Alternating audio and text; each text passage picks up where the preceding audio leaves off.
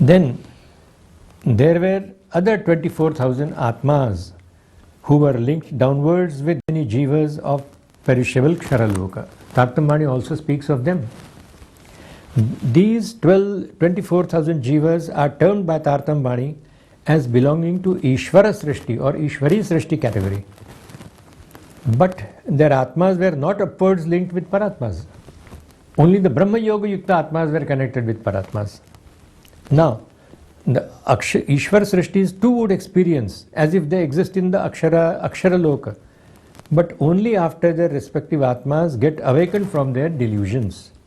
In my opinion, when any embodied entity existing in a higher loka is downward linked with a lower order entity of lower loka, it gets deluded into believing that it verily is that lower order entity. Likewise, when a jiva of perishable Ksharaloka experiences in due time that he or she is a higher order entity, its state of consciousness then is said to be of higher order than the three lower states of consciousness.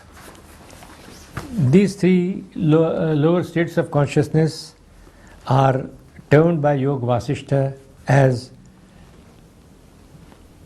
awakened state, dream state, and the deep sleep state.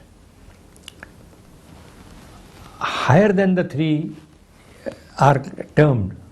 The fourth one is called Turiya. Turiya literally means fourth. And the Turiyatit is even higher. That is the fifth state of consciousness. These are very clearly explained over maybe hundreds of pages in the Yoga Vasishtha, the discourse given by the sage Vasishtha to Sri Ram. Now, in Turiya state, a yogi located at perishable Kshara level identifies with an Atma, and in Turiyatit with a Paratma. But Yoga Vasishtha, as also Bhagavatam and Gita, do not hint at any spiritual linkup. In these texts, there is nowhere the term spiritual linkup explained. Only Gita, out of all the Hindu scriptures, speaks clearly about three measure levels of reality, apart from emphasizing the grace aspect of God in making his devotees Yoga Yukta with God. The term Yoga Yukta is highly significant, which most of the commentators, perhaps in my humble opinion, they have missed out the meaning. In 6th verse of its 5th chapter of Gita seems vaguely pointing out that a Muni who is thus made Yoga Yukta with Brahma can soon experience the Brahma. But in its 21st verse, that is of the same 5th chapter of Gita, it seems talking of how a Brahma Yoga Yukta Atma can experience eternal bliss. Akshaya Sukha, that is the word. Akshaya means never ending.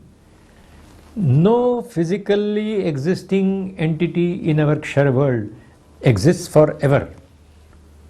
It has got to have a very long time span, all right, but a limited time span, finite time span, not infinite. So this articulation of Gita /5/21 does not sink home, as it employs the term Atma for both a perishable jiva like a Muni as also an imperishable entity, Atma. Only imperishable entity will experience Akshaya Sukh, or can. Akshaya means unending. There won't be any end of it. Infinite. And this very practice is followed in all other scriptures also. For more information, one would have to read my English book, The 17th Century Revelations. Many such instances have been cited. Now, returning to Tartam Vani, the verses 9 and 10 of Kirantan 22, cited on page 154 of my Hindi book Tartam Sagar Ke Moti, are relevant also. These two verses state that Brahma Srishtis need to be absolutely clear about the distinction between the two, Atma and Paratma. They must understand that they should be clear. Mr. Das, can you read that verses? Yeah, I will. I'll just finish this sentence. They say that such distinctions were never clarified by the scriptures. This is what Tartam Vani mentions. Hence, he, after awakening his Paratma, he means, and thus becoming a Mahamati, by he I mean Maharaj Thakur or Mahamati Prannath. Hence, Mahamati Prannath, after awakening his Paratma and thus becoming a Mahamati, was then engaged in revealing such truths as can remove the darkness of ignorance concerning the two terms, Atma and Paratma. And that darkness, that confusion still exists in the world. They read as follows. कौन स्वरूप है आत्मा पर आत्म कहा क्यों भिन्न? बिल्कुल क्लियर कट है नहीं है. कौन स्वरूप है आत्मा पर आत्म कहा क्यों भिन्न? सुध ठौर ना स्वरूप की ऐ संशय बन्यो ना किन. That is, people, the earlier great ones who are reported to have given such truths in the scriptures, they are recorded in the scriptures, they have not clarified on what an Atma is and what a Paratma is. That is why they could not remove all the doubts concerning Atma and Paratma. Sudh thor na sarup ki as sanse bhanyo na kin. Nobody has removed those doubts. Mahamat so gurpaiya jo karsi saaf saban. Now Mahamati Prannath says about himself, I have received that information that removes the doubt, and through me will be revealed those truths which will remove the darkness of ignorance in the hearts of all the people. Jo karsi saaf saban, desi sukh nechal, aisi kabhu na kari kin. Such truths had never earlier been manifested in the world. That is what Tartam Vani talks about itself. It calls itself as Beshak Ilm. About this term Mahamati, it literally means one who possesses much intelligence and knowledge, Mati. But to me, Mati seems to point at the highest yogic state of consciousness that is also termed as Buddhi Vritti in Bhagavatam. In Yoga Vasishta, these are called as states of consciousness, as translated in English. Bhagavatam does not use the word states of consciousness, it says Buddhi Vritti. Now, Buddhi and Mati are correlated. Similarly, Prannath points at one who bestows all life and consciousness to all the lokas and embodied entities located in all the three lokas. So, as a phrase, Mahamati Prannath seems pointing at highest state of consciousness, that is, highest state of consciousness, Turiyatit, in which one has an audience with Purushottama, learns all the spiritual truths from him, then in that high state, and discloses them to the whole world. All of it began happening with Mahamati Prannath from the year 1678 and continued till the year 1694. Earlier, he was receiving the truths not through his own Paratma, Indravati. It was through the earlier awakened Sundarbai. Now, here it very clearly says that he was in a higher state of consciousness and he received all those truths that can remove the darkness of ignorance.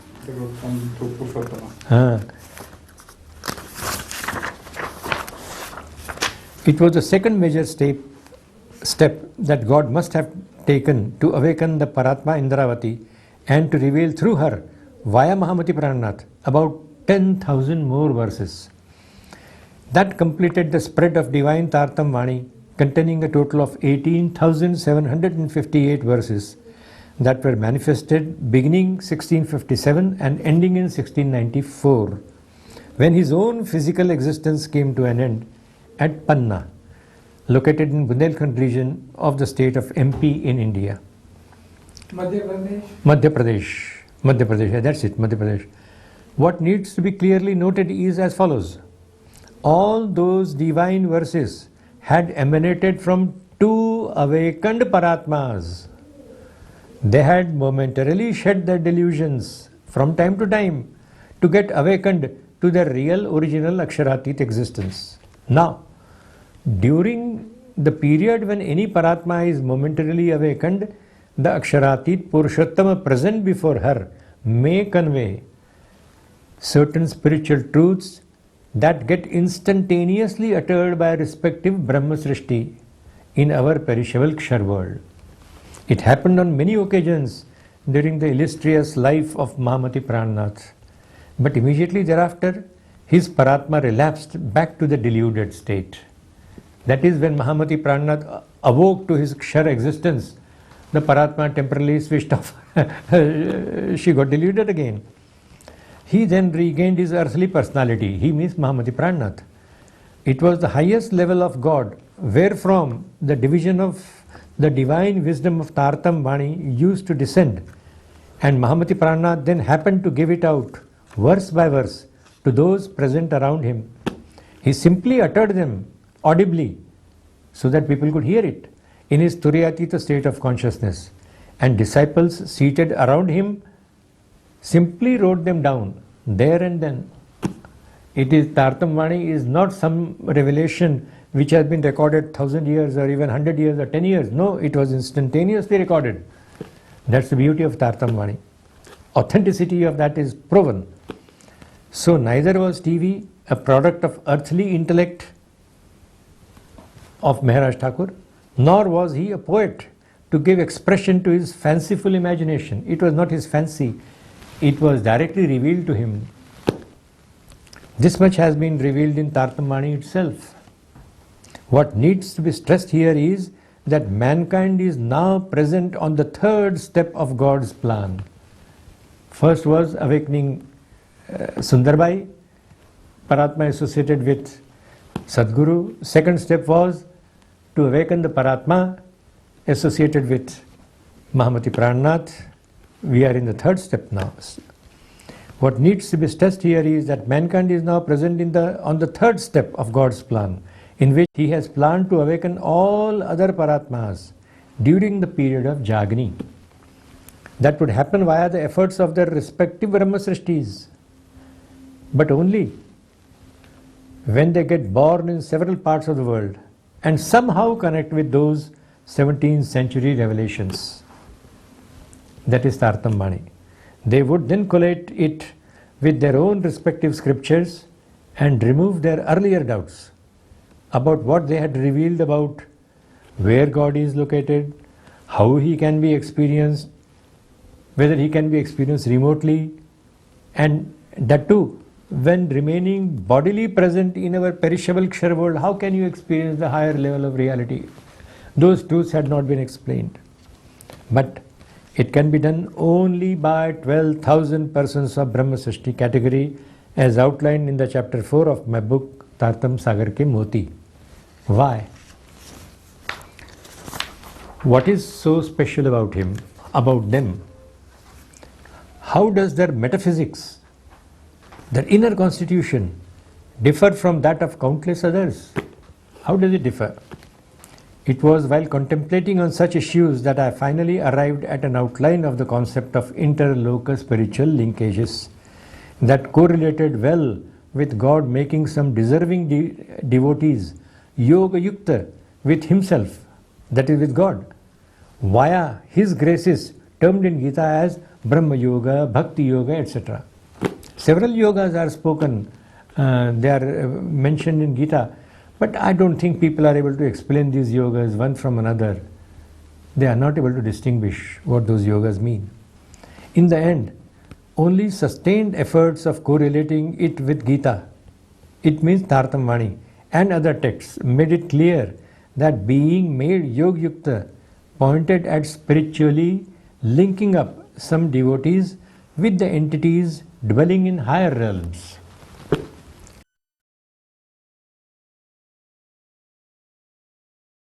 Mr. Vyas, I am aware that you give a sketch, colored sketch, in your book Tartam Sagar Ke Moti. It explains how embodied entities located in higher two lokas were successively linked spiritually with such devotees or yogis, would you please explain that concept of spiritual linkups with the help of that sketch, and also correlate with evolution of mankind located in our world? Well, let me now explain the sketch. Yes, Mr. Patel, it will be my pleasure. The white paper on which the sketch has been drawn can be compared to Brahma. It is that formless Brahma which is supporting three lokas: the Aksharatit loka in pink, the Akshara loka in yellow, and the Kshara loka in green. I have tried to depict through these circles the embodied entities. The embodied entities in Kshara loka are called as jivas. These are the jivas. The white circle here, here, and here. These white circles are the consciousness that are created by Brahma within the hearts of all the jivas. These, and these. Likewise, the same Brahma, it is amazing, but it does so. It creates the consciousness within these embodied entities called Atmas. And the white circle in between is representative of the consciousness that is manifested by Brahma within the hearts of these Atmas. Likewise, these are the Paratmas, and the white circles shown are the heightened, most pleasant, most blissful experiences that this Brahma manifests within the Paratmas. They are supposed to live in the highest state of bliss while in Aksharatit loka. They are aware of that Aksharatit loka, and the consciousness that is created in them is of such a high order that they remain always in bliss. It is only after the Paratmas got linked with the Brahma Srishtis that they started experiencing themselves as Brahma Srishtis. They are aware of their Kshara loka while they are not. Now, I contend that the jivas of our Kshara loka were successively linked upwards by God. These are innumerable, countless jivas who exist in our Kshar world. They had either followed the scriptural guidance or not.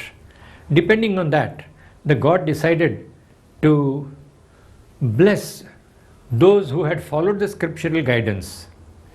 They evolved themselves spiritually to higher order. It is those people who were one by one connected by God, this Brahma, with Atmas. It happened one by one. I contend that one by one, 36,000 such jivas of this level, they got separated from there to this level. They got connected with Atmas. And as I explained earlier, whenever a higher level, higher order embodied being gets spiritually linked up with a lower order one, it is said to be in delusion. It cannot experience its own world. It experiences the world as experienced by the spiritually linked lower order entity. So they are in Atma Vibhrama. Our scriptures say they are in Atma Vibhrama. They themselves believe that they are jivas. They are not. They are really the eternal Atmas, eternal. But these jivas are subject to life and death, repeated life and death, repeated annihilations. Well, they are not. But they experience through them as if they are Kshara, that is perishable. Now, lots of time must have passed when out of the 36,000, God, the Brahma, would have decided to pick up 12,000 best out of those 36,000 Atmas and connected them with, the God connected them with Paratmas. In other words, they were connected with Atma Yoga, and these Brahma Yog Yukta Atmas were connected with Paratmas. They are referred to in Gita as Brahma Yog Yukta Atmas. They are the ones who can, if at all, experience Akshaya Sukha, eternal Sukha, because they are themselves eternal. These people of Brahma Srishtis are not. Now, these 12,000 are the ones which were at one time gopis, as are narrated in Bhagavatam. Thereafter, that life finished, they got reincarnated, and now in our times, in the times of Jagani, they are termed as Brahma Srishtis. In 17th century, Tartam Vani uses the term Brahma Srishti. Perhaps they were the ones who were used earlier, who were earlier mentioned as Brahma Rishis, Brahma Munis, etc. Now, Tartam Vani makes it very clear that the same Brahma, the same power of Brahma which can create all these three lokas, it is present in form of an individual, just like Paratmas are embodied female glorious entities of Aksharatita Loka. Likewise, there is a single male entity that Tartam Vani terms as Shri Rajji. That entity is nothing else but the male entity in which the entire consciousness of Brahma resides. It is beamed in that consciousness. So Paratma is referred to as being Brahma itself. The Shri Raji and Paratma and the Brahma, they are all alike. But within the Paratmas and Purushottam, Purushottam has the highest level of consciousness and power. He exercises power on behalf of Brahma. Anyway, that is the arrangement of Brahma. Now, over here I have depicted how these people of ordinary Jiva Srishti categories, these are innumerable ones, they can experience only the three lower states of consciousness which are mentioned in Yoga Vasishta as waking state, dream state and deep sleep state. These are not, I repeat, not the same states of consciousness that every human being experiences in his day and night cycle. No, these are not. These are the yogic states of consciousness as Yoga Vasishta explains. It will be too lengthy for me to explain that. Anyway, these innumerable Jiva Srishtis shall be able to connect with maximum, the highest level of only Ksharaloka. When they get connected with Atmas, within them, within their hearts is created a potential that they could one time, at some point of time, awaken their Atmas. And when the Atma awakens, it has to leave its fascination with the Kshar world. It has to get, for the time being, as if out of the clutches of Maya, Kala Maya, Tartam Vani terms it as Kala Maya.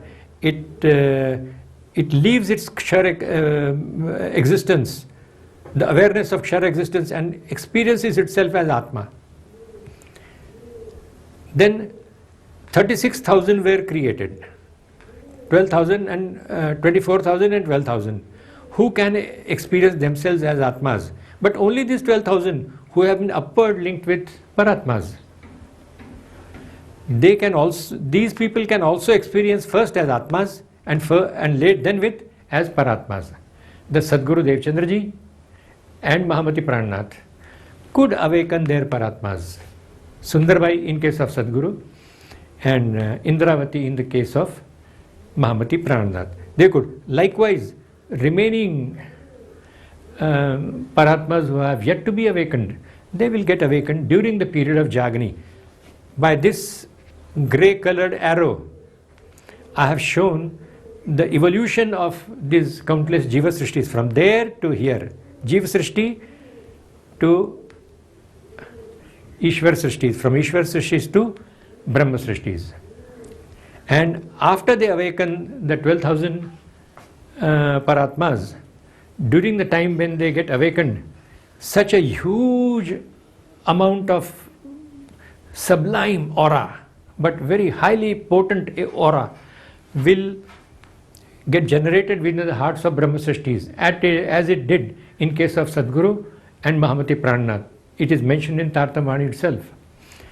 That aura spreads into the whole of the world to cleanse the other Brahma Srishtis of their ignorance. That deposit, dark soot of ignorance, it will cleanse it. It will vanish. So at the end of 12,000 awakenings of Paratmas, they will relive their lives in Aksharatit Loka. These will attain a high sub-level of Akshara Loka here, and they will remain forever connected with this. But these people, Brahma Srishtis, being perishable, they will experience the Paratma and Aksharatit Loka till such time as the period of Jagni exists, remains. After that, they will just vanish from our Kshara world. So this is and all the other jivas, they will strike root at Akshara level also. So Tartam Vani talks of several bahishtas, realms at higher level. They will receive spiritual destinations of higher order. And this will happen with all the countless Jiva Srishtis which were not in past linked with higher levels.